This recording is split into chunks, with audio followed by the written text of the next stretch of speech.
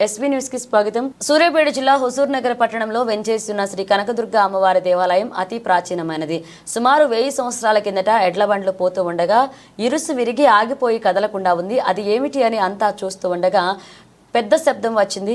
అమ్మ, నేను ఇక్కడే ఉన్నాను, నాకు ఒక దేవాలయం కట్టండి అనగానే ఆ ప్రదేశం పక్కనే దేవాలయం నిర్మించారు. అప్పటి నుంచి పూజలు అందుకుంటున్న దేవాలయం తర్వాత ఇంకొక వ్యక్తి అమ్మవారు కనిపించడంతో విగ్రహ ప్రతిష్ఠ చేశారు.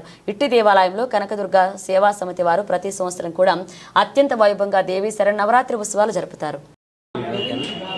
సర్వమంగళ మాంగళ్యే శివే సర్వార్థ సాధికే శరణ్యే త్రయంబకే దేవి నారాయణి నమోస్తుతే. హుజూర్నగర్ పట్టణంలో వెంచేసి ఉన్న శ్రీ కనకదుర్గ అమ్మవారి యొక్క దేవాలయం అతి ప్రాచీనమైనది.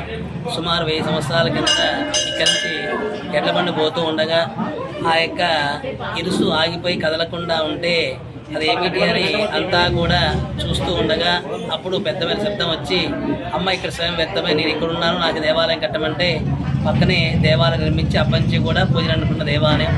తర్వాత ఇంకో వ్యక్తి అమ్మవారి యొక్క ప్రతిమని కూడా ఇక్కడ ప్రతిష్ఠింపజేసి పూజ చేస్తూ ఉన్నారు. ఇట్టి ఆ యొక్క దేవాలయంలో కనకదుర్గ సేవా సమాజం వారిచే ప్రతి సంవత్సరం కూడా ఎంతో అత్యంత వైభవితంగా దేవి శరన్నవరాత్రి ఉత్సవాలు ఆశ్వయుద్ధ పాఠ్యం నుంచి ప్రారంభమై ఆశ్వయుద్ధ దశమి వరకు కూడా ఎంతో అత్యంతవేతంగా జరపడుతూ ఉంటాయి.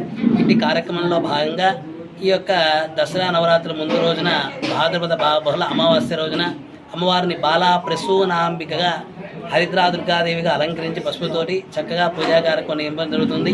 ఇట్టి పూజా కార్యక్రమం విశేషం ఏమిటి అంటే, అమ్మవారు అప్పుడే ఆ యొక్క పుట్టిన పాపకి పాలిస్తున్న తల్లిగా దర్శనమిస్తుంది. ఇట్టి అమ్మవారు దర్శించుకున్న వారికి ఆ యొక్క సంతాన సౌభాగ్యం కలుగుతుంది, భాగ్యం కలుగుతుందనేసి ఇప్పుడు కూడా జరుగుతున్న విషయం. కాబట్టి ఈరోజు అమ్మవారిని బాలాభిషేకంగా అలంకరించి తర్వాత ఆ యొక్క అతీత ప్రసాద వినయం జరపడుతున్నాయి. భక్తులందరూ కూడా ఎంతో విశేషంగా పాల్గొంటున్నారు.